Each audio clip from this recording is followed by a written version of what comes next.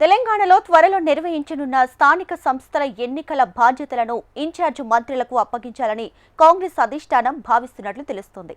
ఆయా జిల్లాల్లో గెలుపోటములు బాధ్యత వారిదేనని ఇప్పటికే సంకేతాలు ఇచ్చారట. ఇటీవల మంత్రివర్గంలోకి కొత్తగా ముగ్గురిని తీసుకున్న తర్వాత కొన్ని జిల్లాల ఇన్ఛార్జ్ మంత్రులను తప్పించారు. ఆ జిల్లాలో ఇతరులకు బాధ్యతలు అప్పగించారు. ఇంకొందరిని ఒక్క జిల్లా నుంచి మరొక జిల్లాకు మార్చారు. లోకల్ బాడీ ఎలక్షన్స్ ను దృష్టిలో ఉంచుకొని ఈ మార్పులు చేశారనే చర్చ జరుగుతుంది. ఈ నేపథ్యంలో ఎలక్షన్ స్కెడ్యూల్ వచ్చేలోపే పార్టీ లోటుపాట్లను సరిదిద్దాలని, నాయకుల మధ్య సమన్వయానికి ప్రత్యేకంగా సమావేశాలు నిర్వహించాలని ఇన్ఛార్జ్ మంత్రులకు అధిష్టానం సూచించినట్లు పార్టీ వర్గాలు అంటున్నాయి. దీంతో స్థానిక సంస్థల ఎన్నికల జిల్లా ఇన్ఛార్జ్ మంత్రులకు సవాల్గా మారిందనే చెప్పాలి. తెలంగాణలో త్వరలో నిర్వహించనున్న స్థానిక సంస్థల ఎన్నికల బాధ్యతలను ఇన్ఛార్జ్ మంత్రులకు అప్పగించాలని కాంగ్రెస్ అధిష్టానం భావిస్తున్నట్లు తెలుస్తోంది. ఆయా జిల్లాలో గెలుపోటముల బాధ్యత వారిదేనని ఇప్పటికే సంకేతాలు ఇచ్చారు. ఇటీవల మంత్రివర్గంలోకి కొత్తగా ముగ్గురిని తీసుకున్న తర్వాత కొన్ని జిల్లాల ఇన్ఛార్జ్ మంత్రులను తప్పించారు. ఆ జిల్లాలో ఇతరులకు బాధ్యతలు అప్పగించారు. ఇంకొందరిని ఒక జిల్లా నుంచి మరొక జిల్లాకు మార్చారు. లోకల్ బాడీ ఎలక్షన్స్ ను దృష్టిలో ఉంచుకొని ఈ మార్పులు చేశారనే చర్చ జరుగుతుంది. అయితే ఈ నేపథ్యంలో ఎలక్షన్ స్కెడ్యూల్ వచ్చేలోపే పార్టీ లోటుపాట్లను సరిదిద్దాలని, నాయకుల మధ్య సమన్వయానికి ప్రత్యేకంగా సమావేశాలు నిర్వహించాలని ఇన్ఛార్జ్ మంత్రులకు అధిష్టానం సూచించినట్లు పార్టీ వర్గాలు అంటున్నాయి. దీంతో స్థానిక సంస్థల ఎన్నికల జిల్లా ఇన్ఛార్జ్ మంత్రులకు సవాల్గా మారిందని చెప్పాలి. సో లేటెస్ట్ డీటెయిల్స్ తో మా ప్రతినిధి ప్రేమ్ సిద్ధంగా ఉన్నారు లైవ్ లో. ప్రేమ్.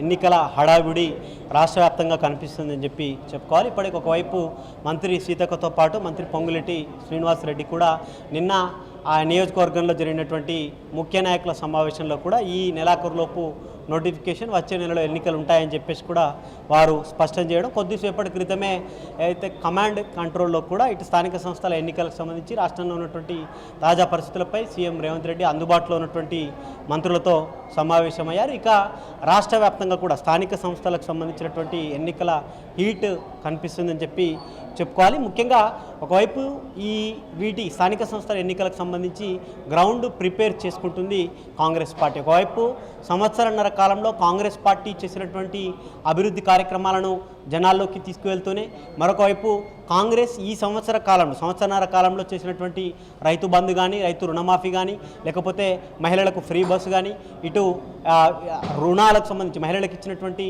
రుణాలు, సబ్సిడీ, దాంతోపాటు ఇంకా ఫ్రీ అయితే 200 యూనిట్ల కరెంటు, మరొక వైపు గ్యాస్ సబ్సిడీ, ఇట్లా కాంగ్రెస్ ప్రభుత్వం ఏదైతే అమలు చేసినటువంటి పథకాలన్నింటినీ కూడా జనాల్లోకి తీసుకువెళ్ళి ఇప్పటివరకే లబ్ధిదారులు, కాంగ్రెస్ ప్రభుత్వం ఇచ్చినటువంటి పథకాలలో ఎవరైతే లబ్ధిదారులు ఉంటారో వారందరినీ కలిసే ప్రయత్నం స్థానికంగా ఉన్నటువంటి నియోజకవర్గాల్లో ఇటు ఎమ్మెల్యేలు కానీ లేకపోతే ముఖ్య నాయకులు వారంతా కూడా కలిసి లబ్ధిదారులను కలిసి కాంగ్రెస్ ప్రభుత్వం సంవత్సరన్నర కాలంలో చేసినటువంటి అభివృద్ధి కార్యక్రమాలన్నింటినీ కూడా వారికి వివరించి మెజార్టీ మద్దతుదారులను గెలిపించుకునే ప్రయత్నం కాంగ్రెస్ చేస్తుంది. దాంట్లో భాగంగానే ఇప్పటికే ఆయా గ్రామాల వారీగా ఇటు మండలాలు, నియోజకవర్గాలు, జిల్లాల వారీగా రాష్ట్ర స్థాయికి సంబంధించినటువంటి ముఖ్య నాయకుల సమావేశాలు ఇప్పటికే ముగిసిన తర్వాత ఇప్పుడు మొన్నటికి మొన్న ముగ్గురు మంత్రుల ప్రమాణ స్వీకారం తర్వాత కూడా ఇన్ఛార్జీలను ఆయా జిల్లాలకు సంబంధించి ఉమ్మడి జిల్లాలుగా ఉన్నటువంటి వాటికి ఉమ్మడి జిల్లాల వారీగా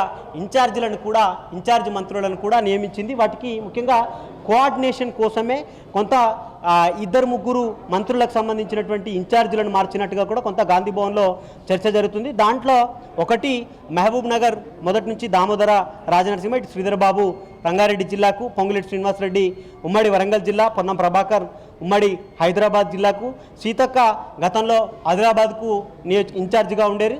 కానీ మొన్న జరిగినటువంటి ఇన్ఛార్జీలటువంటి మార్పుల దాంట్లో సీతక్కకు నిజామాబాద్ జిల్లా ఇచ్చారు, తుమ్మల నాగేశ్వరరావుకు కర్నాటక జిల్లా, జూపల్లి కృష్ణారావు ఆదిలాబాద్, వివేక్ వెంకటస్వామి మెదక్, అడ్లూరు లక్ష్మణ్ నల్గొండ, వాకటి శ్రీహరి ఖమ్మం.